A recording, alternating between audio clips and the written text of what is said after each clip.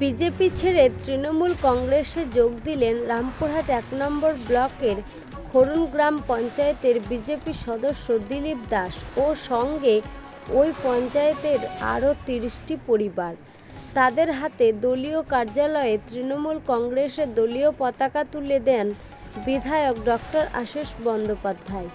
দিলীপ দাসের বক্তব্য, তিনি মমতা বন্দ্যোপাধ্যায়ের কাজের উন্নয়নের জোয়ার দেখে বিজেপি ছেড়ে তৃণমূল কংগ্রেসে যোগ দিলেন। শুনব দিলীপ দাসের বক্তব্য। দেখুন, আর একটা জিনিস কী হচ্ছে, আমি যে কাজগুলো করতে যাচ্ছি সেইগুলো তো বলছে আমার তোলাবাজি লাগবে। আমার পার্টির লোকই বলছে,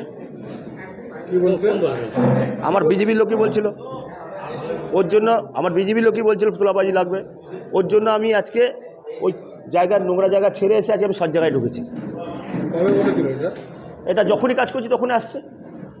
এবার আমি তো ধরুন পয়সা খেতে যাই না, দিদির উন্নয়নের জন্য জোয়ারে। এতদিন পরে এলাম, তখন বুঝতে পারিনি যে দিদির এত সুন্দর কাজে মানে আমি ছিলাম, কারণ আমি ভাবতাম হ্যাঁ ঠিক আছে কাজ করবে সব রকম। এটা বুঝালো কে আপনাকে? আমার কেউ বোঝায়নি, কারণ আমি নিজে একটা স্বাধীন ছেলে, যখন জ্ঞানমান ছেলে, আমি কাজ দেখে এসেছি, দিদির উন্নয়ন দেখে এসেছেন।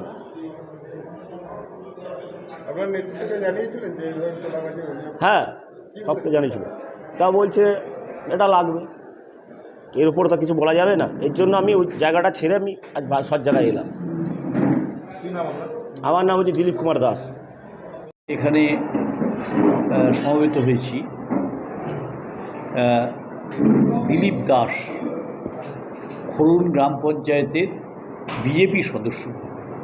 তিনি তৃণমূল কংগ্রেসে যোগ দিচ্ছেন।